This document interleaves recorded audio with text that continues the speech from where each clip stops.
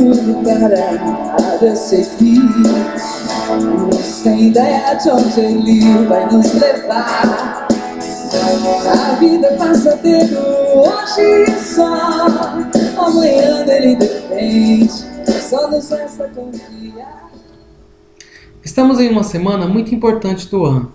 Dizem que essa semana é a semana para fazer as promessas de ano novo, de reavivar os desejos, os objetivos, os sonhos. Enfim, existem muitas pregações sobre sonhos que colocam Deus como um Papai Noel ou como um gênio da lâmpada mágica que tem a obrigação de realizar os nossos sonhos. Na verdade, o que Deus quer é colocar dentro de nós os seus sonhos, o sonho de Deus. Quando lemos o livro de Atos, nós observamos que na cabeça daqueles homens e mulheres existia uma ideia totalmente diferente da nossa sobre sonhos.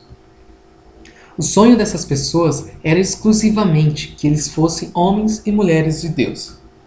A exemplo dessas pessoas, os nossos sonhos também devem ser para que sejamos instrumentos de Deus, homens e mulheres de Deus. Pessoas mais sérias, com mais amor ao próximo, com mais compaixão. E esses desejos e sonhos não podem ser encarados apenas como compromisso para o ano novo, mas sim um compromisso com a vida. Para isso, devemos dobrar nossos joelhos todos os dias, nas missas, nas adorações, em nossa casa, e sempre renovar esse compromisso dizendo: Senhor, eu peco, eu erro, eu faço muita coisa errada, mas não permita, ó Pai, que o meu maior sonho, que é de ser um grande homem, uma grande mulher do Senhor, seja esquecido, mudado ou redirecionado. Afinal, conforme está escrito no capítulo 6 do Evangelho de Mateus, buscai primeiro o reino de Deus e todas as outras coisas lhe serão acrescentadas. Veja bem, não está dizendo assim, seja um homem de Deus, que seu carro zero lhe será acrescentado. Não é isso que ele quer dizer. O que ele quer dizer é assim, buscai o reino de Deus, buscai a sua justiça e todas as suas necessidades lhe serão acrescentadas. Existe uma situação bem conhecida onde, entre um diálogo de Deus e o ser humano, Deus fala assim para o homem: você cuida das minhas coisas, que eu cuido das suas. Ou seja, sonhe com o reino de Deus. Sonhe em ser um homem de Deus, que Deus cuidará de suas necessidades. Não dos seus caprichos, desejos, mas de suas necessidades. Claro que o nosso Deus é um Deus rico em misericórdia e é capaz de fazer com que todas as outras coisas que desejamos apareçam em nossas vidas, conforme a vontade dele. Enfim, no livro de Atos dos Apóstolos, nós encontramos diversos homens e mulheres, pessoas pecadoras, claro, sem dúvida, mas de exemplo para todos nós. Essas pessoas tinham como sonhos o desejo da pregação do Evangelho, por exemplo. O desejo de ser uma pessoa diferente para Deus. O desejo de glorificar e adorar o nome de Deus, mesmo que isso custasse a sua própria vida. Como podemos ver na história de Estevão. Santo Estevão foi o primeiro mártir da Igreja Católica. Além dele vivenciar o sonho de Deus, Estevão tinha a ação do Espírito Santo em tudo que ele fazia. Isso a gente pode ver no livro de Atos, capítulo 6, versículo 8, que diz assim: naqueles dias, Estevão, cheio de graça e poder, fazia prodígios e grandes sinais entre o povo. Mas alguns membros da chamada Sinagoga dos Libertos e alguns da Ásia começaram a discutir com Estevão. Porém, não conseguiam resistir à sabedoria e ao espírito com que ele falava. Percebam que Estevão era uma pessoa iluminada, repleta de sabedoria. É evidente que ele tinha uma intimidade muito forte com Deus para chegar nesse patamar. Existe uma frase também que fala assim: quanto mais perto da luz, mais iluminado eu fico. Ou seja, quanto mais eu adorar a Deus, quanto mais eu me render ao seu Espírito, mais força eu terei para suportar todas as dificuldades que venham a vir. Observem o exemplo de Estevão.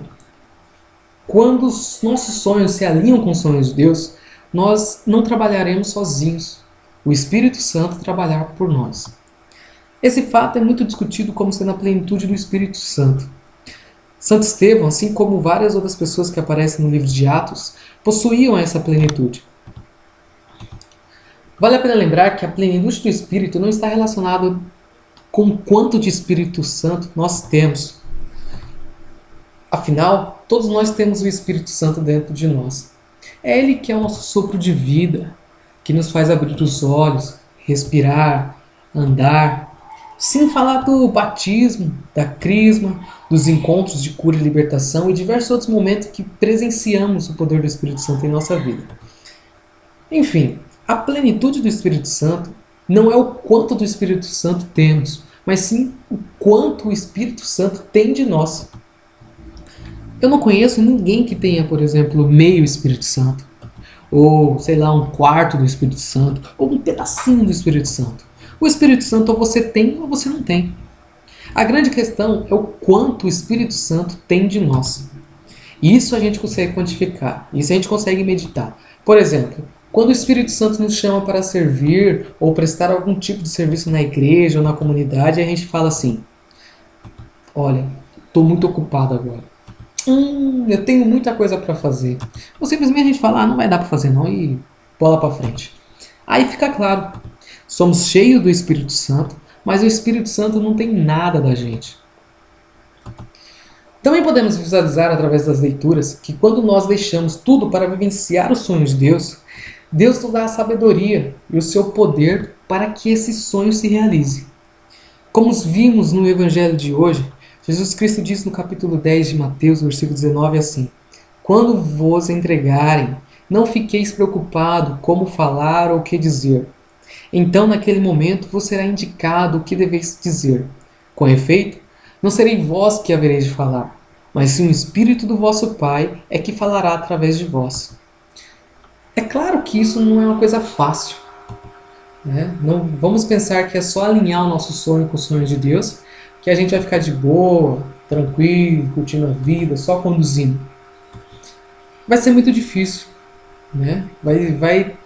Isso vai ser dolorido, vamos levar várias pedradas, mas teremos a certeza que Deus nunca nos abandonará. Voltemos à história de Santo Estevão.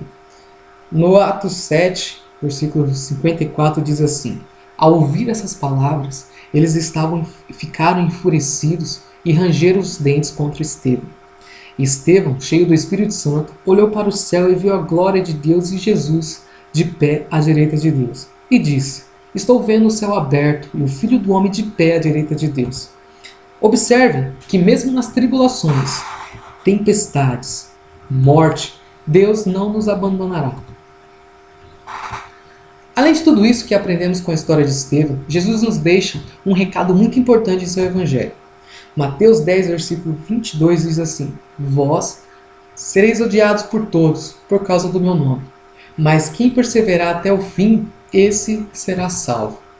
Bom, para finalizar toda essa discussão sobre sonho, planejamento, que possamos pensar sobre essa reflexão durante a nossa semana e nos perguntar: o que vamos sonhar para Deus nesse novo ano? Quais foram os sonhos e os desejos que nos acompanharam até o dia de hoje? E o que queremos que nos acompanhe daqui para frente? Que os nossos sonhos para 2016 sejam mais iluminados por Deus.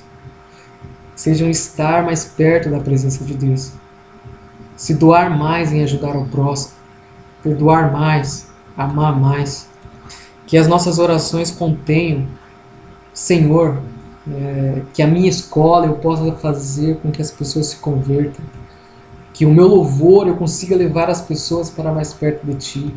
Que nas minhas reflexões elas se tornem luz e esperança para as pessoas. Que eu seja em minha vida, ó Pai, um evangelho vivo para os meus irmãos. Que Santo Estevão rogue e interceda por todos nós durante essa nossa caminhada. Louvado seja o nosso Senhor Jesus Cristo. Deixa tudo para Deus seguir. Você tem ideia de onde Ele vai nos levar? A vida passa tempo hoje só, amanhã dele depende. Só nos resta confiar.